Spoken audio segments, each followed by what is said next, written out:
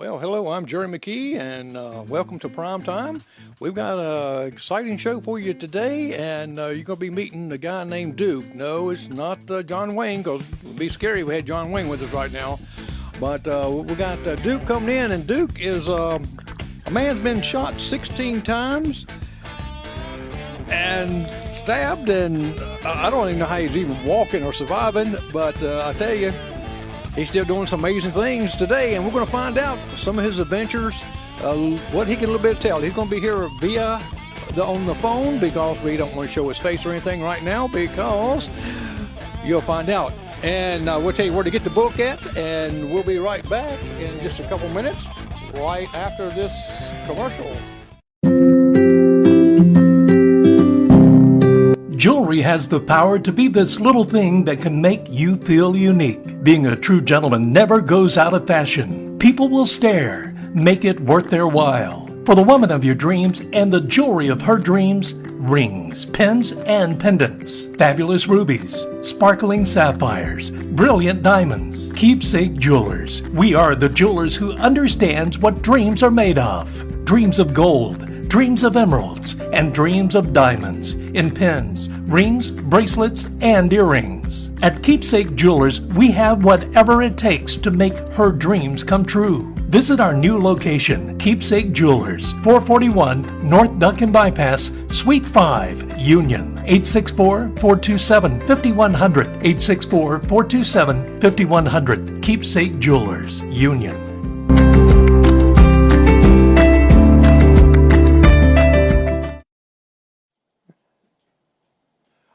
Okay, we're back, and we got click. All right, we told you we'd be coming back, and after this commercial, thanks to Keepsake Jewelers. And Duke, how are you doing today? I'm doing great. Feel good. Well, hanging out at the house.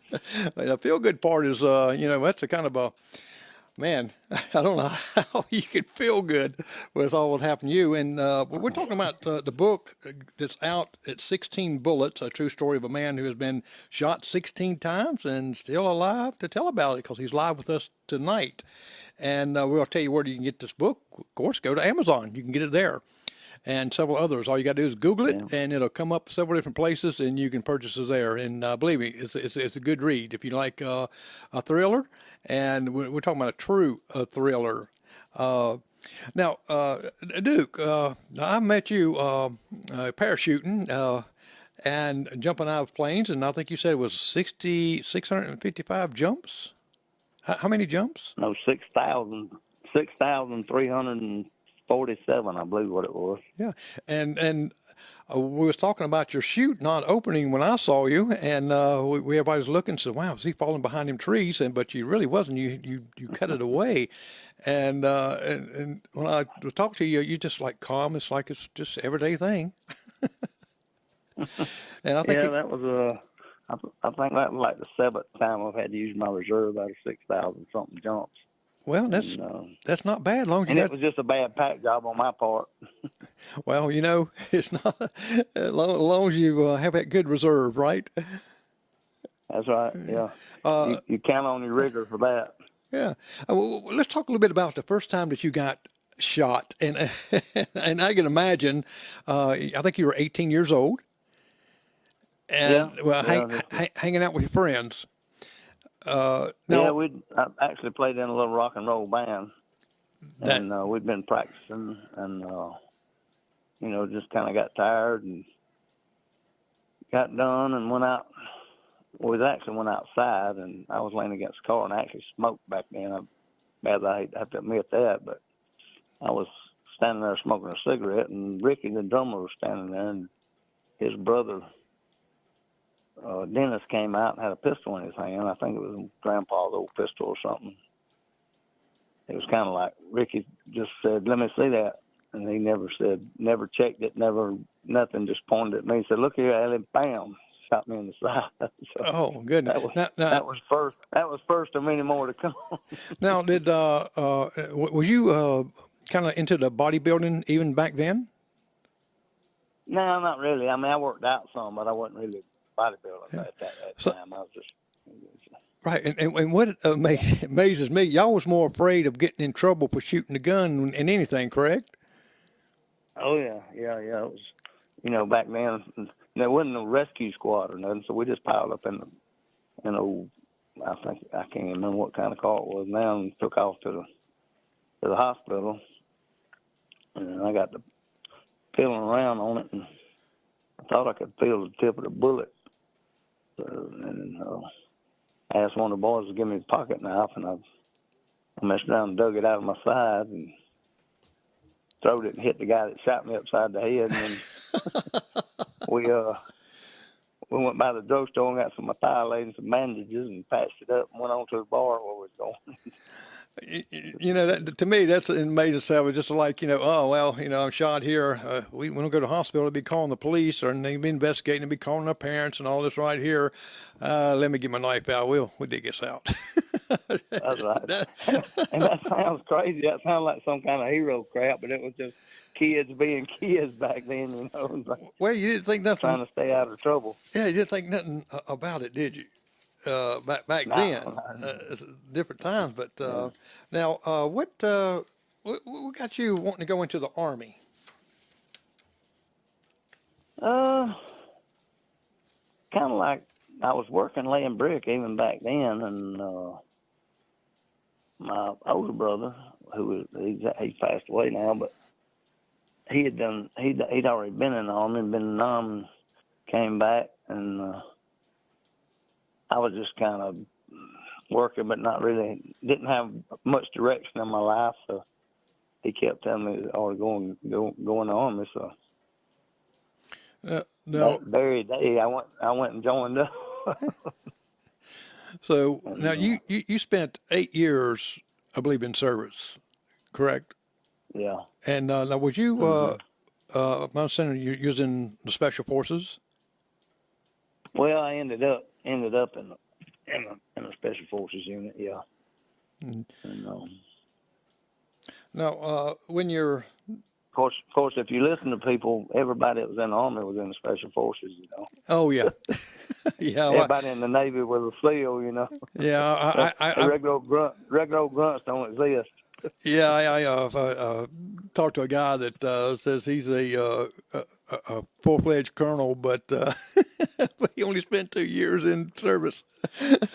Yeah, he moved up ranks in a hurry, and then he went real quick. Yeah, I guarantee you. He was real fast. Now you got your basic training over, you got all this training, and what was your MO or MIO? MOS? Yes, MOS. I'm sorry. MOS, yeah. Well, actually, back then, MOS was you was pretty much 11 Bravo, and then you went, and then you went on to selection. I went to Special Forces and stuff. Now there's actually a MOS for Special Forces called the 18 series, and they have different numbers for different jobs with the 18 series. Like a 18 Delta is a medic, and there's different ones like that, Yeah. What was your favorite weapon of choice in service?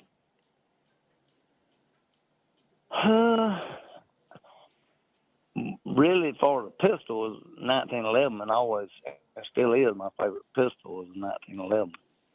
I'm probably the most anti-Glock person you ever meet, but not to say that they're not accurate and reliable weapons. I just don't like them personally. Right. Now, and I like M4. When you that's pretty. When they first give you some orders to go to Vietnam, kind of what was your thoughts then? Did you have any thoughts then? Or it was like, you probably heard stories or whatever like that, but to experience it, were you nervous or anxious or? Well, I was I was actually already in Germany at the time, and we'd been training, and I actually was chomping at the bits to go. No, okay. I guess because I felt like my brother had went, and I knew a lot of people, almost everybody in the small town that I lived in had got drafted and went to Nam, so. felt like I needed to do mine too, you know. Yeah. Even though I wasn't there very long before I got shot all the hell, but Yeah, that's what was coming up to you on, and now I would freak out just by being where you was at. Now you took a second bullet, and that was in Vietnam, and if I'm not mistaken, was that in your kneecap? yeah, it's on my kneecap. Matter of fact, I've been trying to VA forever, and they're supposed to finally get me an appointment. It's the bullet's still under my kneecap, and it pops out sometime, and it locks my knee up. Wow. Matter of fact, it popped out last night. Me and my girlfriend both couldn't get it pushed back under her. It took a while, but yeah, I definitely got to get it out because it locks my leg up. As soon as I get it pushed back under her, it's like instant relief. Now tell us a little bit about how you got shot and what you had to do for about all night long, hiding out, and tell us a little bit about that. Yeah, well, building up to it was a pretty hairy experience, especially for a kid. You know, and we was in an area that was supposed to be pretty clean and no contact and all that. We was just kind of chilling, and we was up on a hill just cleaning weapons and just relaxing a little bit. And I had to go down off the hill and take care of some business. And while I was there, I spotted a goose slipping through the jungle. It was drizzling rain. I wiped my eyes several times trying to make him disappear, but he never would. So I finally realized it was real. And that was kind of a situation where I knew I couldn't shoot him because I knew he was a FO for a bigger unit. Obviously, he wouldn't have been out there by himself, and he was headed straight for my guys up on the hill. And they'd have been setting ducks if he'd eased up on them. So this must have been anyway, this must have been no enemy there. It's supposed to be kind of a quiet. Yeah. It wasn't really supposed to be according to the spokes. It's supposed to, we got our info from. It wasn't very reliable, obviously. So, but anyway, I kind of eased up through the woods and pretty bad. Well, I actually went to cut his throat, and he had his AK slung on his across his shoulder, and I got my knife on in his sling. And then he jerked his head back. He was actually an MBA. Jerked his head back and broke two of my teeth off, busted my nose. And if you've ever been hit in the nose, you know, your eyes get to watering and you kind of lose your perspective there for a minute. But it was one of them deals I couldn't. If I did, somehow or another he got his. And, you know, thinking back on it, it was a terrible situation. But I think back on it, if it'd been something somebody would have videoed, it'd probably been kind of comical. He actually had his over his shoulder, had his bayonet sticking in my chin. Basically, it was grinding under my teeth. Wow! And I was trying to keep his finger off. I was trying to keep his finger off the trigger and trying to get my knife out of the sling where I could hopefully finish him. And it was all out battle there for a while, and finally I got it took care of. Didn't really know how much blood was his and how much was mine. So he saw you and kind of pulled the trigger on and hit you in the leg, or was that during the struggle? No. I didn't get shot. He never got his finger on the trigger. I got him done with. And, okay. Then I took off. I left him laying there and took off the hill to let the team know that what had just happened. Of course, I wasn't a senior guy, obviously, so the team leader, he don't realize till I got, he's berating me and giving me a hard time because I was gone long when I should have been. And then he sees I'm covered in blood, and then he starts listening to me. And I told him there's obviously a larger unit somewhere in the area, and it wasn't just a little bit. Bullets started flying, and we got in a pretty bad firefight with a reasonably sized NBA unit, and anyway, I was pretty much out of ammo. I was actually running down the creek, and like I say, some of the book is not exactly the way it happened. The author, I met with him many times, and, gave him information, but when somebody's writing something secondhand, they get the gist of it, but they don't get it exactly right the way it happened. I was actually running down the creek, shooting with my 45 when a bullet hit me in the knee. It felt like somebody hit me with an axe and cut me a flip, and so I wasn't really too much mobile then, and we was trying to clear out, and I found I guess you'd call it kind of a hole up under some roots and stuff of a big tree in the creek. Got up in it, got up under it. Barely got my face up out of the water where I could breathe, but I was stuck up in there. And I'm severely claustrophobic to this day on account of it. I probably stayed in there about 7 hours, and bugs all over me, biting me, and whatever kind of vomit you could think of. Now the Vietnamese, they were camping right nearby you, wasn't it? They didn't leave like you thought they was going to do, right? No, they didn't. They asked around, and I don't really know for how long, but it finally got to the point where I didn't care if it was 10,000 up there. I was coming out of that damn hole. After 7 hours in it, I can imagine 7 hours in it. So when I finally come out, I was pretty much alone. And, now, did your unit kind of wait on you, or you caught up with them, or? No, they, and the reason we didn't really have an extraction plan because we wasn't really that far out from base camp, so they'd made it back to base camp, and I was, like I said, as bad as I hate to admit it, that was one of my shortcomings was reading a map. I wasn't real keen on the maps at that point, and but I did know a certain hill and which way I needed to go. So I did find my way back. Took me a while to get there, walking on a bad leg that was swelled up and couldn't hardly put it on the ground. And plus, out of ammo, didn't want to run up on no enemy on the way there, Man, you're in a bad predicament.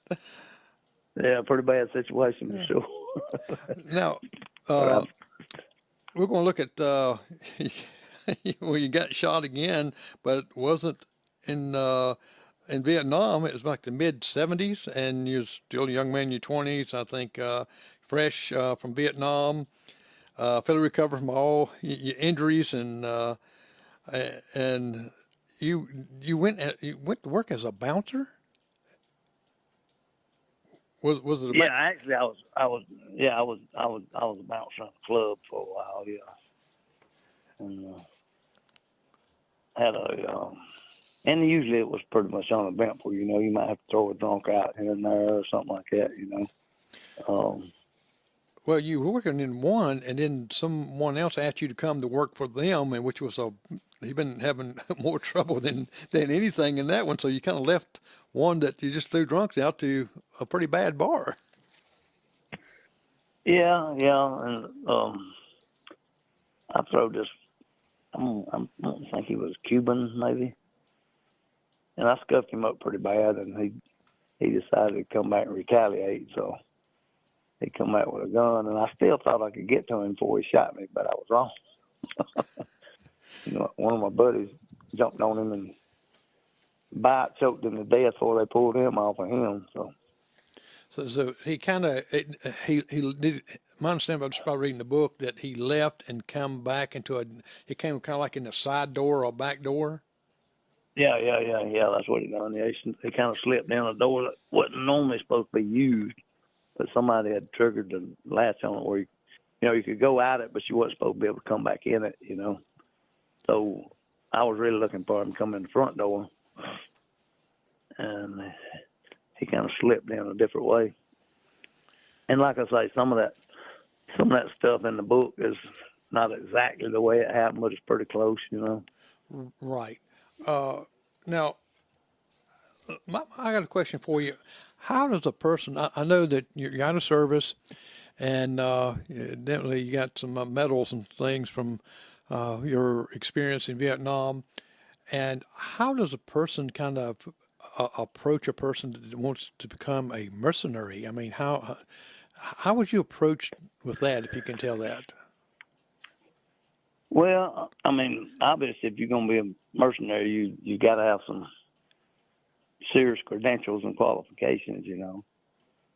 And it's a pretty small knit group, you know. Of course, you have your contract companies like Blackwater, which used to be Blackwater, and you know, and then they got a bunch of trouble in Iraq and changed their name about 3 or 4 times. They actually known as Academy now, and they actually merged with Triple Canopy, which was another contract company. But and a lot of people, you know, they get their feet in the door through doing some of that, which I did. And just knowing a lot of people and meeting a lot of people while I was in the military got me hooked up in it. And I didn't do that for several years after I got out. And I kept getting calls on and kind of started doing just light stuff here and there. And it kept building to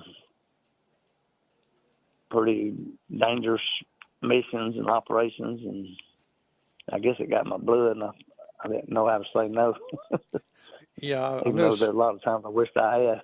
Yeah, no, I bet so. I was just reading some of your book, and now when they hired you, as far as a contract as a mercenary like that, is this a government paid thing, or is it kind of private? If you can say, It's both. You know, pretty much all the contract companies, they pretty much go through the State Department. You know, and if you work for them, you got to go through all kind of background checks with the State Department, and got to get a security clearance. And a lot of times it takes, and it's kind of a catch-22 for some people, you know, because you don't have a security clearance, you can't get one unless you've got a job with a company, but you can't get a job with a company without a security clearance. So it's kind of one of them deals you got to know somebody sometimes. So you kind of. But the mercenary side, I called what I did was more on the dark side. It was a kind of under the radar, under the wire type stuff. I worked for our government. I worked for a lot of other governments, Central America, South America. You know, just in mercenary work, you basically going where the money is. But I did feel like that I didn't, because a lot of guys I worked with, they didn't care who they was killing or what for. They was just getting paid. And I always felt like I had to justify in my head that I was doing something good, Right. Even though maybe sometimes I wasn't. But Now, I don't know if you can tell me now. What was the pay? I know it depends probably on the job or something like that. But what was kind of just ballpark? Just you know, it don't have to be exactly nothing like it, but I always. Yeah, that's another thing that varied. I mean, there was some jobs, you know, didn't pay worth crap. Those jobs I went for 10 days and maybe make $5,000 or something, and then there was, you know, there's other jobs I'd make. One particular job I made over $100,000 cash for 3 days' work, but you know that was one of the times I got shot all hell. Yeah, I read. A lot of times, the more danger, the more money. Right, I kind of read that when you negotiated the money, and the guy had to go out and kind of call his boss, I guess, to get approval. Yeah, that's right. You know, now you had some sniper experience, correct? Yeah, a little bit. I mean, I don't really consider myself a sniper, but I've done some sniper work. You know, I never done stuff that, you know, 1,000, 2,000 yards, about 500-600 yards, about as far as I've shot. And I still shoot a good bit. I've actually got a 550-yard shooting range built behind my house. Wow. And it was because I had to do a lot of training and stuff when I was doing that all the time, so I needed a place to train. And what better place than in your backyard? Well, you can design it yourself, can't you? That's right. Yeah. No, you got a fourth bullet that came in a meeting that went real bad. Can you tell me just a little bit about that? I think you had your 357 instead of taking your other weapon out of I think it was a rented vehicle you had. Oh yeah. I had a little meeting. I still really never did know exactly what happened with that deal. But you can't trust nobody in that business most of the time. There's a handful of people that you can trust, but some of them you can't. And actually, I walked up on this guy, which was a mistake on my part, even going to a meeting like that at night in a densely populated place and stuff. But you get thinking you can't be stopped, I guess. So anyway, by the time I walk out, and I had that revolver, which is usually something I never carry, but sometimes it's better to have something that don't leave no shells behind, So anyway, I had it in my back of my britches, and this guy come at me with it was actually a box cutter. I mean, it was so quick. He cut me down across the face and the chest, and went through my pocket on my britches and cut my leg. And I got a hold of his hand with my left hand to try to get my gun out of my back belt. And by the time I reached for my gun, another guy came out from somewhere, and I didn't even know he was there. And he had a gun in his hand, and I grabbed it with my right hand. So now I got both hands tied up, and we all went to the ground scrambling. And somehow or another, the pistol was against my left bicep, and it went off. Well, he pulled the trigger, obviously. When I was kicking and doing whatever I could to get him off of me, and get something going on, and I did. And made it back to the car, and they was obvious idiots. They walking toward the car, both shooting toward the car, putting holes all in the car, but they didn't realize I had a AR-15 in the front seat and in the passenger seat. So I come up over the top of the car and made headshots on both of them. So that was so they were just not something great. Steady firing at you, and you kind of behind your rental car. Oh yeah. And I just raised up, and I don't know where they thought I was. Well, they knew I didn't have my gun because I dropped it, my pistol. Oh, so I guess they thought they didn't realize I had another weapon in the car. So they thought, well, you don't have a weapon, let's just go and do it. Now, you had a rental car.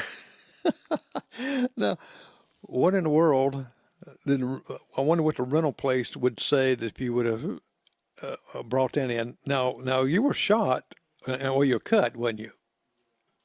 Yeah, both. And so you drove yourself to a nurse friend of yours, a nurse practitioner.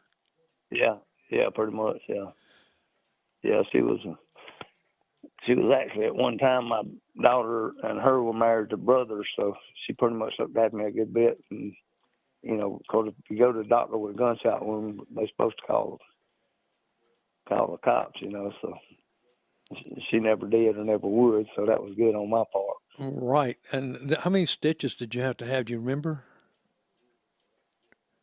Well, that one in my arm, it wasn't, but I don't know. She put 3 or 4 or 5 stitches in it. Of course, I remember talking about how my skin was like leather, I guess, because I've been out in the sun all my life and everything. She was about bending the needle while she was trying to sew me up. That's a tough skin, wasn't it? Yeah, it is, really. And so she got you all fixed up. And now, back to the rental car. What happened with it?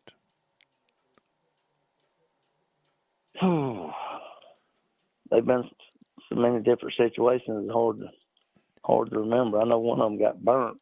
Yeah, I think this one one time. was the one that I don't think. Of course, you didn't have it in your name. It was in somebody else's. Yeah. What do you call the operators? Is that what you call them? Originator. Originator. That's what the author decided to call them. But hell, I never really called them nothing but the guy that's setting it up. So what I read a little bit is that he took care of it, and I think it filed stolen and just kind of burnt to a crisp. Yeah, that's the way it usually worked out. Yeah, burn up all the evidence. Wow. Well, I tell you what, we're going to come back after this. I've got to get my sponsor in there. I got so excited listening to everything. I went past his time schedule. But let me play the sponsor. We'll be right back, and we'll be talking more to Duke.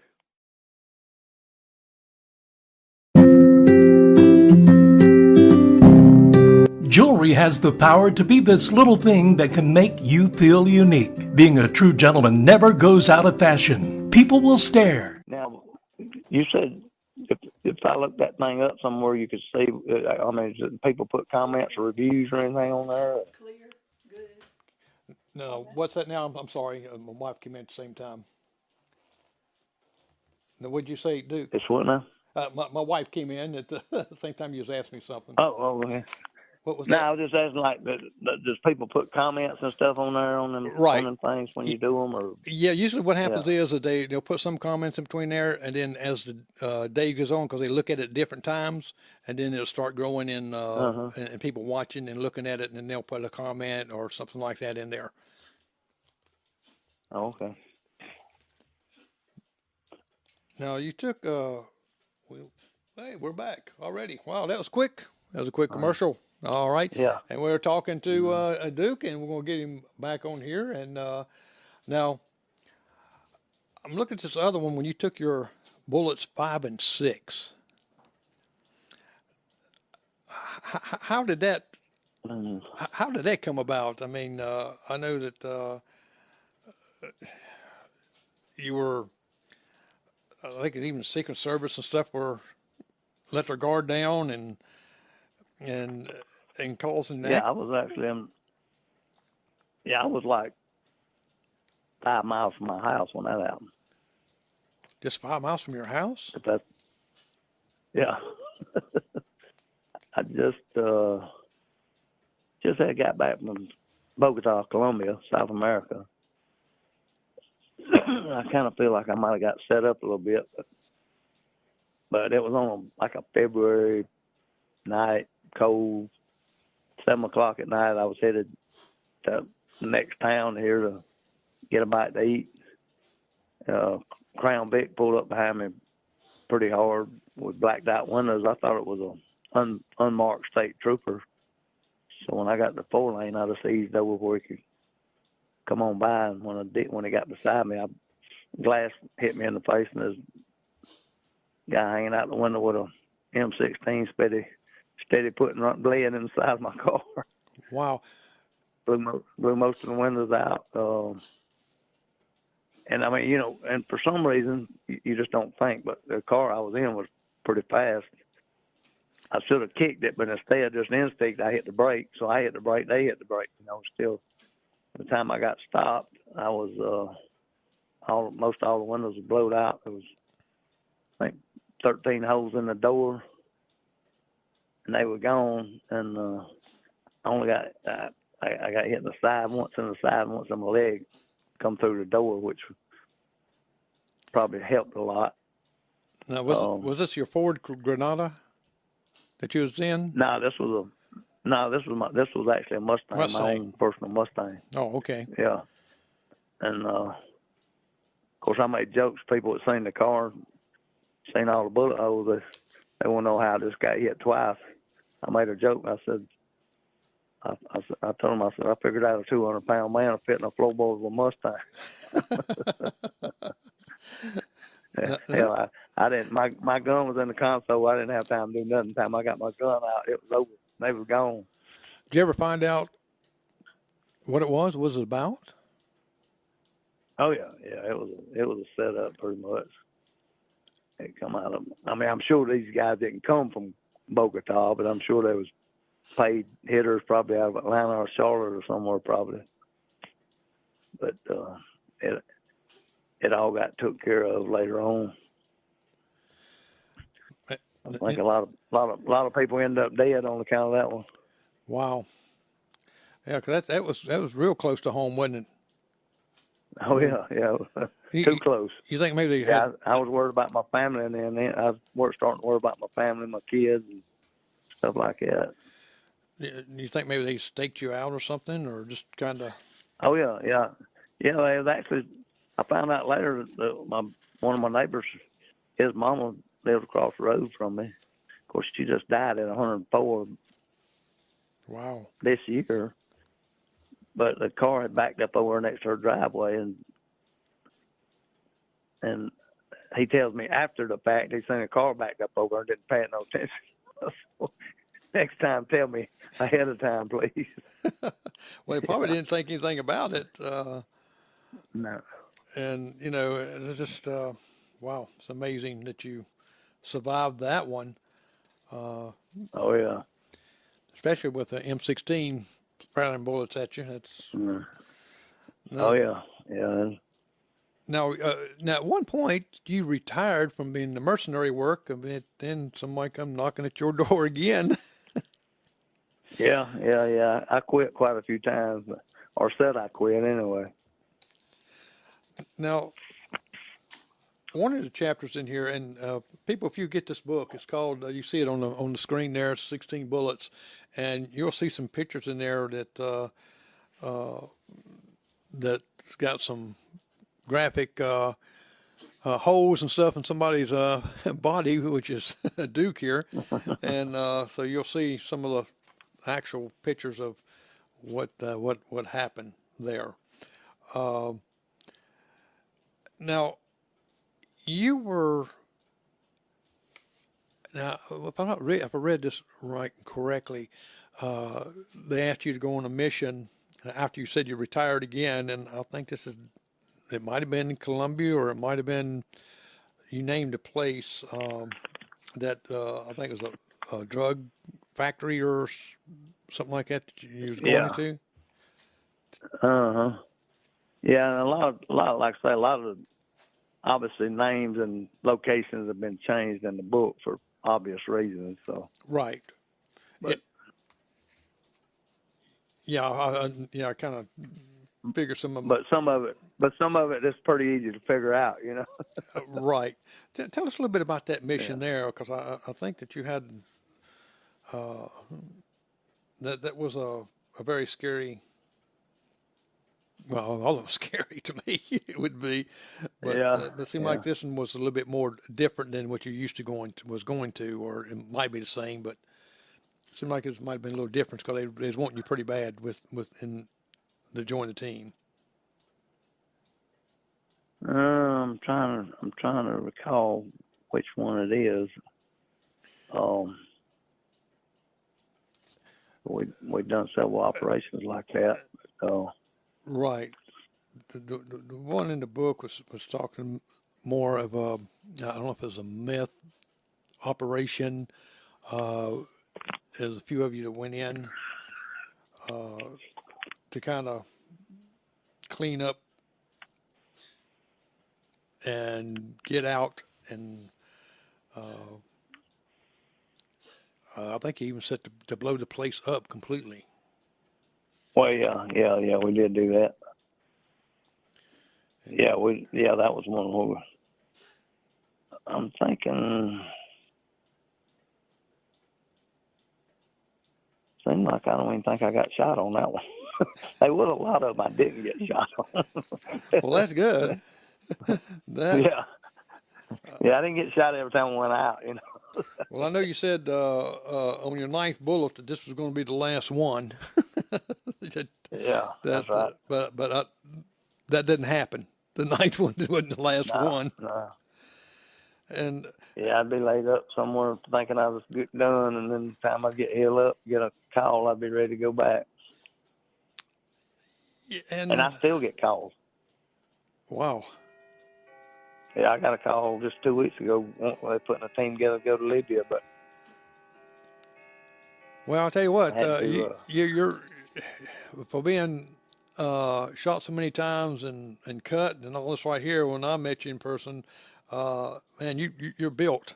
I mean, you're like a tank. You got to stay in kind of pretty decent shape to do that kind of work for sure. Yeah, and you had a guy named Frog. Was that his name, or just? Yeah. That was a nickname. Everybody has nicknames in business. Most times people don't even know your real name. You just have a nickname, and that's what you go with. You know, that's why I tell when people ask me if I know somebody that they thought was in the business, I asked them what their nickname was. Cause like I say, a lot of times I would never know their real name.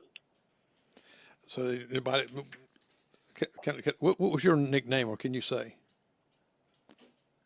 Well, normally it was Shooter. That's what everybody called me, which was long before the movie Shooter. And that's usually what I heard on the other end of the phone. If I knew somebody was calling me about a op, that's the first word I would hear is Shooter, and I knew that's what it was about. Now, you had some run-ins, and people knows the cartel, and your team has. It seemed like one that jumped in the back of a truck, and I mean, you had so much stuff going on right there. I think Frog was with you on this one right here. And you went in the SUV, and the cartel started shooting, and yeah. That was the time I got hit in the neck and didn't know it. The only time I got shot that I didn't realize I was hit. Right. Yeah. And how do you not realize you hit? I guess adrenaline. Well, yeah, you got so much going on. You fire and trying to get out. Run off in the ditch, about got stuck, trying to get the hell out, you know. And I'm raising Cain, telling him to get us out of there, you know. And then we was pretty much out back on the main road and in the clear when he looked over at me and said, "You know you hit, don't you?" And I looked down and the blood everywhere. Yeah, I think it penetrated your right side of your back, went and exited out under your arm. No, this one hit me in the neck. Okay. Yeah, it was like the bullet was actually lodged right next to my main artery, and it got infected bad because it took a while to get somebody to get it out. My goodness. I guess your nurse practitioner wasn't nearby, was she? No. Yeah, she wasn't available then. What amazes me... that other one... Go ahead. Go ahead. That other one you were talking about, I think, was when I got hit with a rifle. Well, me and Frog was on a little op picking up something, and there was a sniper shooting and hit Frog in the neck and hit me in the back. Right, that's the one I was... kind of back, the back and the side. Yeah, that. Yeah, I figured he was dead, and luckily he wasn't, because all I heard was a smack, you know. And then I heard the report of the rifle, but luckily it just didn't get in deep on him, and we got the hell out of there. Yeah, he said he kind of wrapped you up in about like 3 bandages there, and kind of helped stop and your exit wounds there. Yeah. And Yeah, that's right. Amazes me is that you haven't none of these bullets that hit any major organs. Yeah, I mean that is, you know, because it's just a matter of inches of being alive and being dead. It's like when I got shot in the chest with that 45. I got shot in the face and the chest, and the only reason the 45 in the face didn't kill me in the chest didn't kill me because the guy was already down when he shot, and it was going up. It just clipped top of my lung and came out high on my back. Yeah, it's just amazing getting shot in the chest with a 45 at that. And it still knocked me down like it hit me with a sledgehammer. That's what I tell people all the time. My caliber and my weapon is 1911 45, because I tell people I've seen people shot with them. I've shot people with them. I've been shot with them, but they will put you down. My goodness. Now, looking at your number, I think your 10th bullet isn't the way that you envisioned it. I think you and Frog again was in looking at about a trailer a couple miles out with binoculars. And yeah, that's the one where I got hit in the neck. Yeah. Oh, is it? Okay. Yeah, they kind of run. Yeah, that's the one I got hit in the neck with. Actually, yeah, and that was actually they were shooting shotguns with buckshot in them, and a ball came through the band and hit my neck. Oh, so they had went in my neck. So they were shooting with a shotgun. Yeah, a shotgun with double buckshot, and that's what I pulled out of my neck, or what the doctor pulled out of my neck. Man, I think I'd rather have an M16 or something like that than I would a shotgun. yeah, shotguns can mess you up for sure. Yeah, but in close range. Yeah, you got to be a little close. I prefer close range. And looking at you have some unique missions with all types of actions and types. And I know you've seen another negotiating 10 days for 10 grand. No money for mileage, no bonus, no clear details. Yeah. So you was bored and then said, "Well, y'all go on this one too." Yeah. So what your girlfriend got to do is not let you get bored. Yeah. Well, what now? So your girlfriend cannot let you get bored, or you be going on another mission. Well, yeah.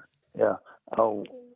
Yeah, she put her foot down when I got that call about Libya. She said, "You ain't going to Libya." I said, "I don't want to go nowhere, babe."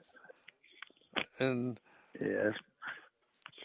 Now, and this one right here said was talking about, is like chapter 12 here with these unique missions, and sometimes these unique missions can really be more dangerous than the one that's particularly more planned out. Oh yeah. Yeah.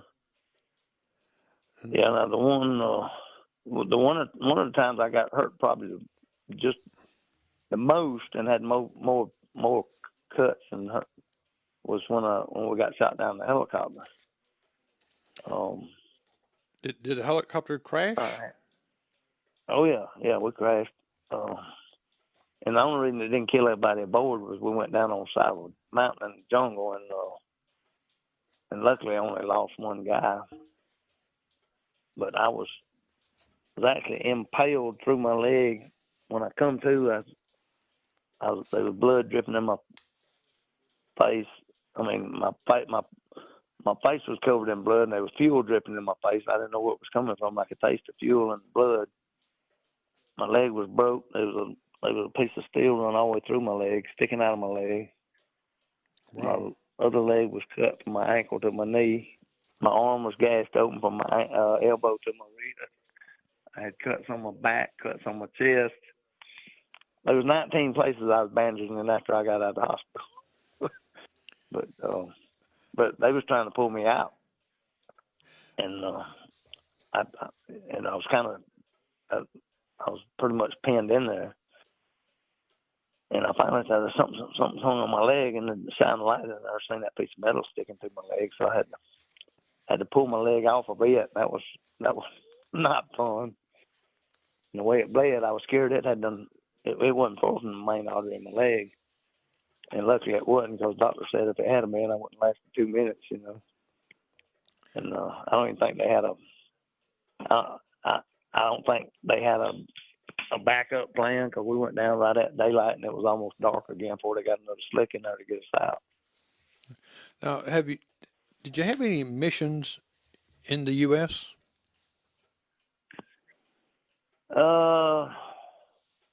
Maybe. Okay, I'll take it. Okay, That's all I can say on that one. All right. Now, as you get through this book, and people, you need to order this book and read it, and you will really get even more details than we're talking about for a little short time. And all. Now, your gunshot wounds added up as you took bullets 11, 12, 13, 14, 15, and 16. You took all those at one time? The last 6, yeah. Yeah, it was a machine gun. And then we was actually, I was at the corner of a building shooting in one direction. There was another small building kind of behind me and to the right that I obviously didn't pay attention to. And the guy had a clean shot at me, and he pretty much put 3 in my leg, 3 up my side. And luckily one of my guys popped him before he could finish me. It was crazy because I remember pushing away as I was falling, thinking there was a big dog jumped up on me or something. But, just for a few seconds, and then I realized it was bullets hitting me. And that had to kind be of funny. that had to be one big mad dog. Yeah, for sure. And I was in red dirt when I hit. When I hit the ground, I kind of you think crazy stuff, when you in certain situations. I remember thinking when I was coughing up blood in that dust and dirt, and I remember thinking, in the movies, if you fall down a set of stairs or cough up blood, you're gonna die. So that was what was going through my mind. Man. But then the dust off couldn't land inside the compound where we was. It landed outside the fence where we had cut going in, and they was kind of halfway dragging, halfway carrying me back to the chopper, and they got me hung up on the fence and cut me up pretty bad just going through the fence. When I was actually in the hospital in San Antonio, and one of the guys on the team came in. I'm like, what the hell happened to my arm and my and I realized then they told me that they drug me through the fence. Actually got me hung up on the fence. Had to push me back through and then come back out again. My goodness! Now they was. Amazing. How did you, just from the pain? I don't know. Did the adrenaline going so fast in your body and stuff that kind of eased the pain, or did you start feeling that afterwards? Yeah, it's kind of seems like, people always ask what it feels like to get shot, and stuff. But I mean, to tell you the truth, it seems different every time. But everybody, seems like in the movies and stuff, they always say how bad it burns. But realistically, the only one that I felt that burnt a lot was the one that was so close to where I got powder burns off of it. Right. Most of it just felt the blast, and then it kind of went numb, and then when the nerve endings start repairing, which ain't very long, that's when the pain starts, Right. Now, you had some broken bones with this last shooting, right? Yeah. Yeah, it pretty much shattered my femur when them 3 hit my leg. Oh. And, now, yeah, like I said, I'm amazed I can still walk, much less still jump out of planes and stuff. That's what I'm saying. You still jumping out of planes even with all that going on. Now, when you was in the hospital at San Antonio, you was in there for like 4 weeks? Well, I had to stay in town because I had some vein tubes and stuff like that I went in the hospital actually that whole time, but I had to stay around and have the follow-ups and stuff like that, you know, get the drain tubes pulled out and all that kind of stuff. Oh, okay. So I know all the bars on the Riverwalk. That helped with the pain there, didn't it? Oh yeah. Now, did in the hospital, did any of the nurses or doctors ask what happened or anything? Well, they pretty much knew not to. That's actually a Army Medical Center out there where I was at. So okay. There's a lot of guys coming around wanting to, you know, that was curious. They'd heard about a guy that was in there that had been shot 6 times, and then what was crazy, when I got out of the hospital and I was headed back home, I was on crutches and everything, and I had to fly through Nashville for some reason. And there was a lady on the plane with her daughter, and she was going to St. Jude's Hospital with her daughter, and she had a cancer. She was kind of in remission, but she's going for a checkup with her cancer, and the woman said, well, she was sitting there reading a book when I sat down. I was on crutches. I think she wasn't really paying attention. About halfway through the flight, she looked up and said, "Oh my God." I said, "What?" She said, "My husband's a doctor at the Brook Army Medical Center, and he told me about a guy that come in there and been shot 6 times with tattoos all over him." I said, she said, "Was that you?" I said, "Maybe." I said, "But he wasn't supposed to be telling you all that." So anyway, it was kind of weird that what a coincidence, me be sitting on the plane with the doctor's wife that worked on me, you know.